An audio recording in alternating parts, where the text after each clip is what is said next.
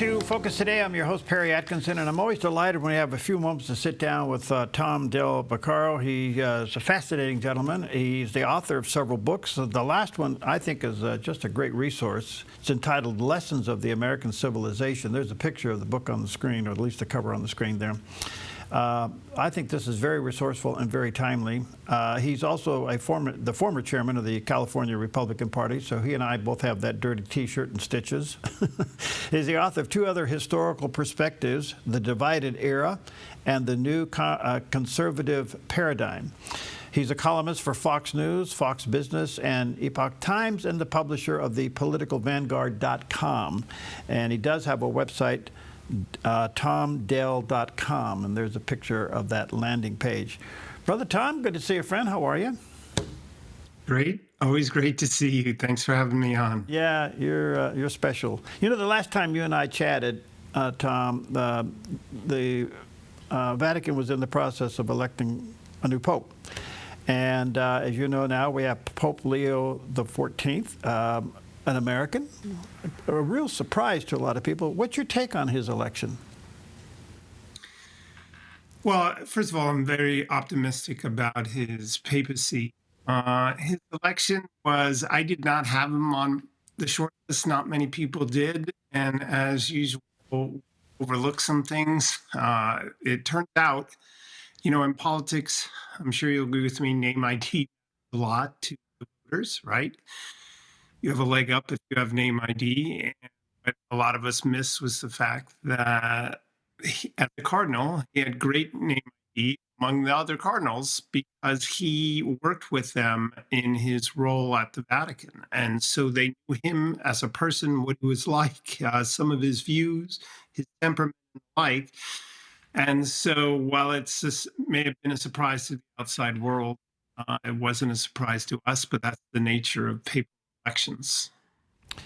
Yeah, because I didn't see his name on anybody's prospective list, so it was a real surprise. Okay. Where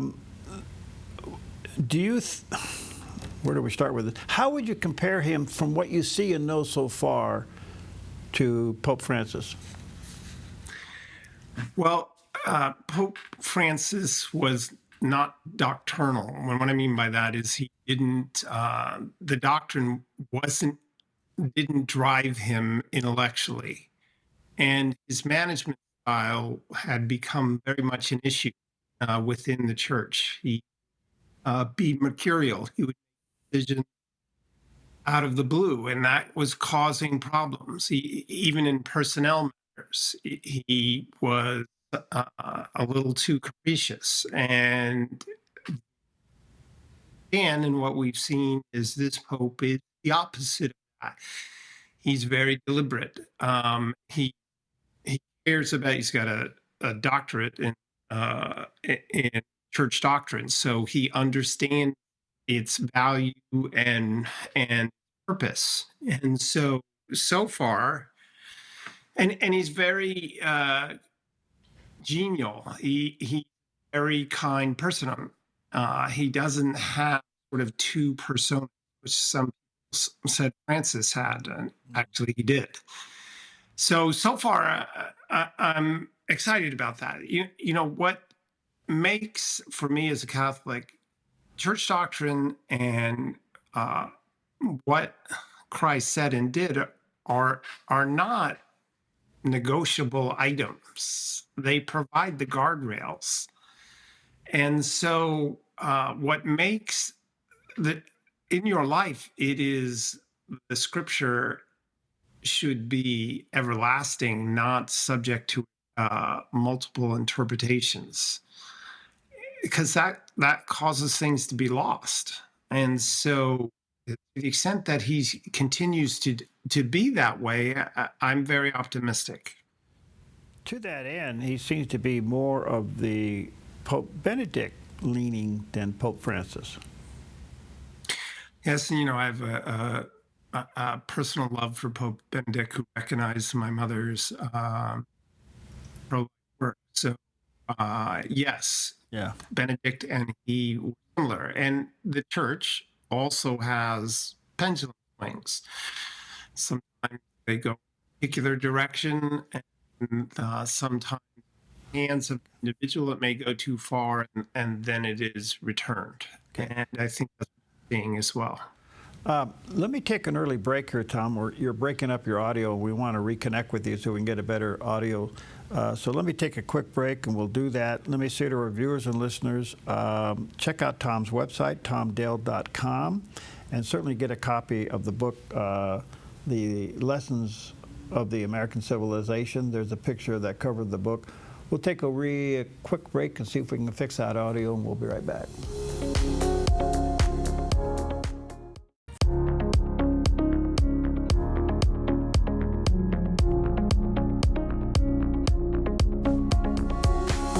Okay, welcome back, and hopefully we got all this corrected. Tom Delbeccaro is back with us today, the author of the book, which I think you'll find to be very resourceful, The Lessons of the American Civilization. Check that out online.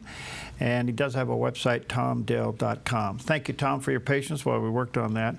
We're talking about the new Pope, Pope Leo XIV. He previously was a missionary to Peru.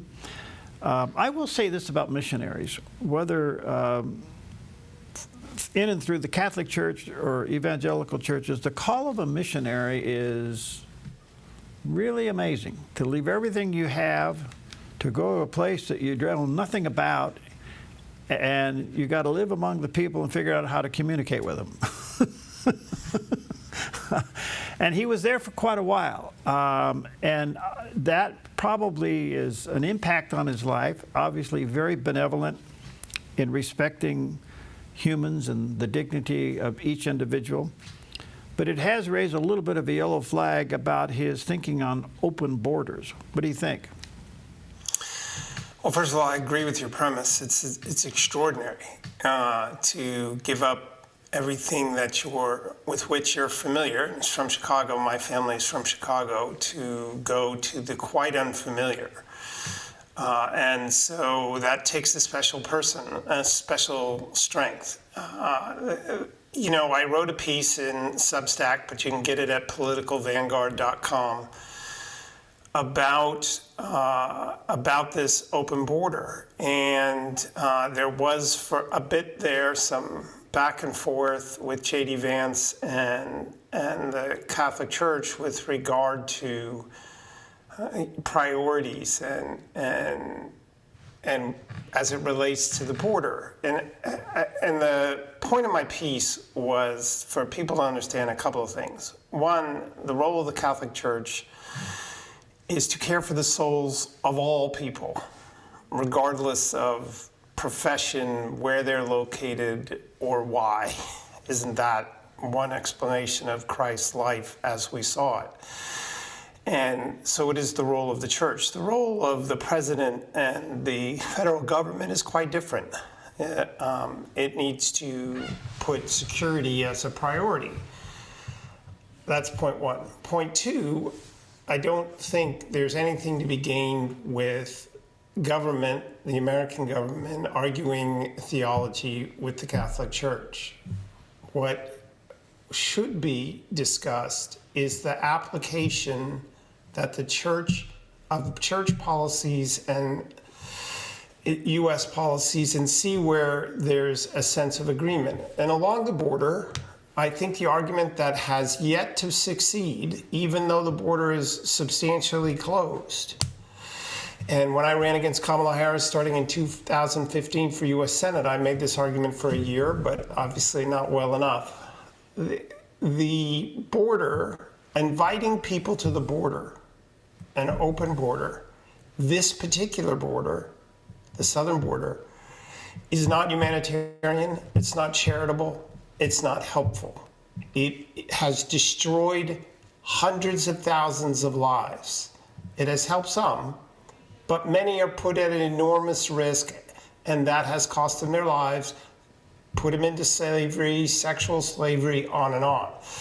And so for me, the discussion with regard to the border, which Pope Francis never got to or was able to appreciate, was, yes, we should be charitable to our neighbor, right? But you need to be realistic about the charity you're providing them. It is better, for instance, it's not charitable to make people dependent on government where they lose their self-esteem.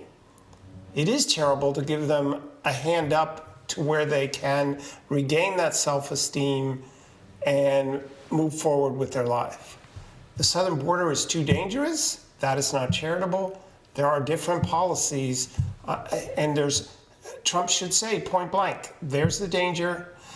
And also, my doing what I'm doing has a short-term pain, but long-term it is much better for everyone. I get that. In the meantime, a lot of the border issues now have been reversed, been closed, and in some ways, that's the most humane thing we could do to prevent exactly what you are talking about. It's not that the border is closed, it's just that it's reduced down to a door instead of hopping over a fence. Come in the right. Yeah, and we do need immigration. I mean, I talk about it in my book. There's been great discussion lately about the U.S. population and how it is we're not reproducing at a high enough rate. I talk at length as to how that occurred in history and how that's affecting the United States. We do need immigration, but we can do it in a lawful way. But as with the budget, politicians screw things up. But that was the kindest word I could use on your network.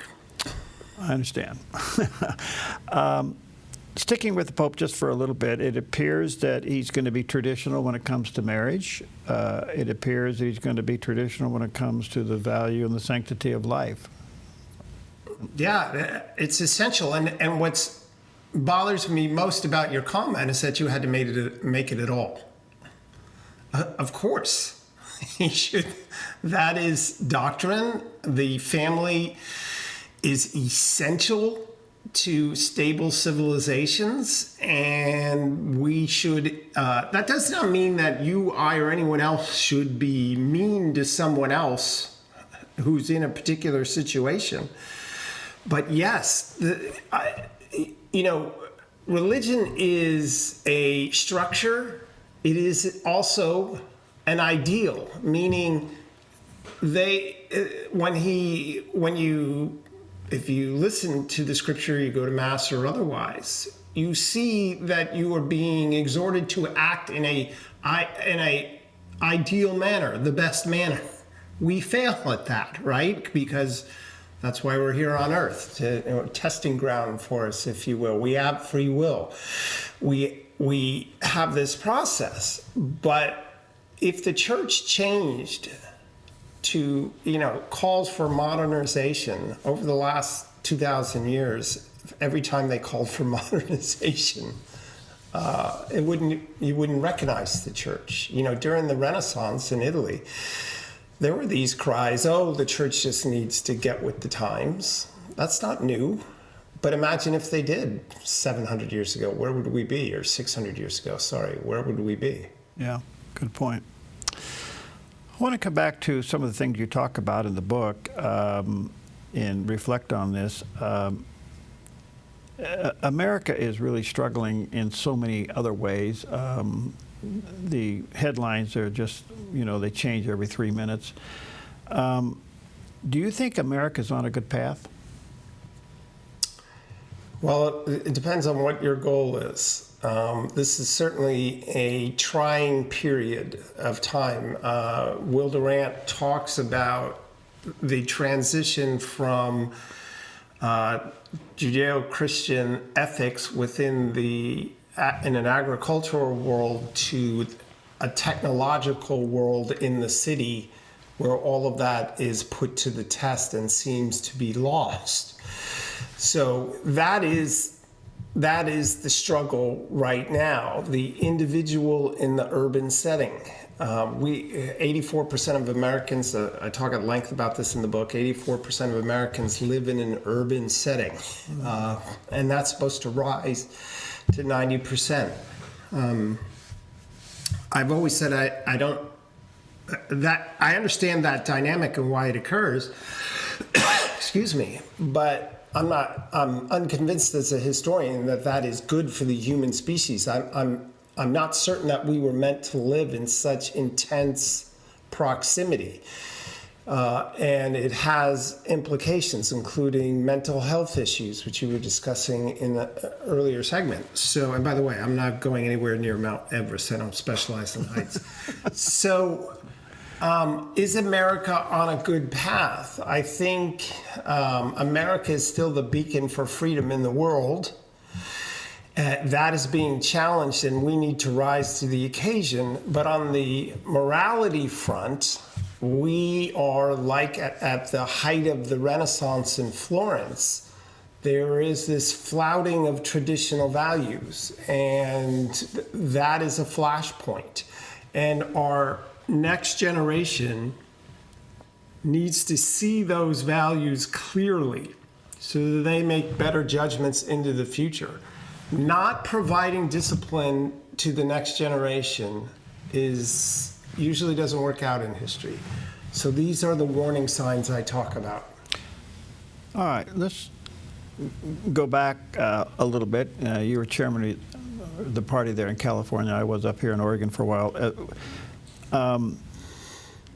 During my tenure, there was the time where the platform was very clear on a lot of issues. And for those of us who have managed parties through a platform convention, that can be pretty challenging. But it looks like our platform now is slowly weakening on some areas, life being one of them. In some other areas, and our party seems to be divided. Of course, the Democratic Party is divided. If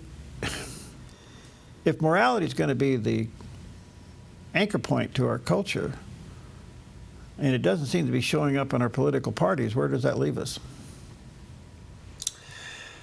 Well, in my book, I write about that traditions are the guardrails of a civilization, morality, culture, all of these things. Those need affirmation within our religious institution and educational institutions, and hopefully our political institutions. So you raise a point. If we're not providing clarity, what can we expect? One of the biggest issues facing Democrats today, and really for the last 40 years, is that they're the party that wants to push the envelope of morality on other people. It's not that they want to live the way they want to live in San Francisco. It's that they want you in Oklahoma or Wisconsin or anywhere else to mimic what they do or force feed it to you. And there's pushback against that. There's pushback against that now with the sports issue. Mm-hmm. And a strong Republican Party would stand up and say, this is what's good about America and what made America good, and stand by that and say, and not in a mean manner, right? It is not the job of the Republican Party to wear a pastor's collar, but it should say this is what made America, and this is to what we should return. But politicians care about the next 2 years more than they do about the next 30 years, and rare is the politician who doesn't do that. Look, just the number of politicians getting rich off government is staggering, and so that also is a warning sign. Yeah. In the meantime, Tom, there does seem to be a legitimate pushback of the nonsense across the landscape, and it's coming from various areas. I'm pleased to see it. Young people realize now they're being lied to, and they're looking for authenticity, they're looking for reality, they're looking for truth. We're seeing the pushback, even in the sports, the transgender thing. As you probably saw up here in Oregon, the girls didn't stand on the podium with the other transgender winner. So there is a pushback. There seems to be the beginning of a renaissance to do good and return to morality. The question is, whose morality, I guess. But I'm seeing signs that are promising. Do you see it? Yes, absolutely. I mean, when you and I were young, there was a similar thing with Reagan. There's a similar thing going on now. You know, one of the things you're not seeing on the national TV with regard to, you know, the Democrats are in the civil identity war within themselves. So they have been selling the state and social justice for decades now. That's their thing. Government programs, follow what the government does, have the government the center of your lives, and here's our social justice, and don't pay attention to the church or churches, right? The problem is the state fails to deliver. That has always been true in history. And in fact, the state is crumbling economic progress for most people, and they're very frustrated with that. Meanwhile, the Democrats are still the party just of social justice.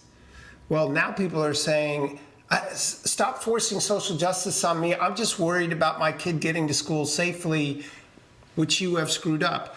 I'm just worried about my kid's education, which you have screwed up. He can't read and write. There was a lawsuit this week about a young woman who sued the school district because she was given high honors and yet she can't read. I can't pay the mortgage, this and that. So people have returned to their most basic needs, even though the United States became fabulously rich between the 50s and the 80s and 90s. We are now in a very difficult position. So people are saying, enough with your social justice. I just want to care about the basics, and you Democrats can't deliver it. At the same time, they're saying the Democrats have gone too far to the left in shocking people's conscience, and people want normality. The vast majority of people, I've said this for decades, Perry, the vast majority of people want their child to grow up as they did. Mm-hmm. The vast majority.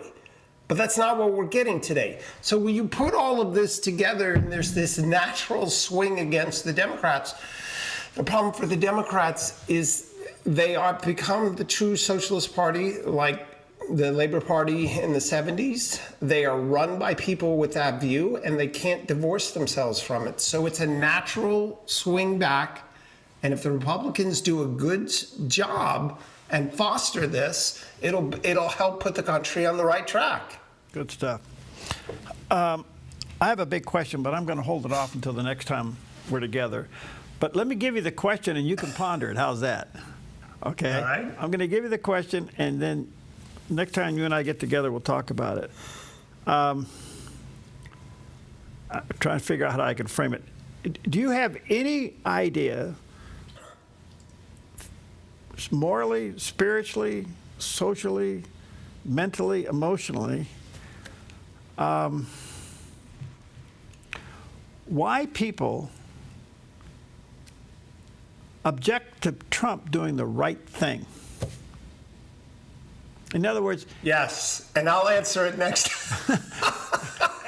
You asked a yes or no question. Yeah, but you and I have run parties, and we try to elect people, and all politicians will go out there and try, and they're going to run on a platform to do exactly what he's doing. But because he's doing it, they reject it. And I'm trying to figure out what that is. Sometimes people try to pass it off as a syndrome, but it seems to be deeper than that. And so I'm going to ask you to go scratch your brain and squeeze your heart, and we'll talk about it next time. All right. Happy to do it. Always good to see you. All right. God bless you, pal. Take care. All right. Bye.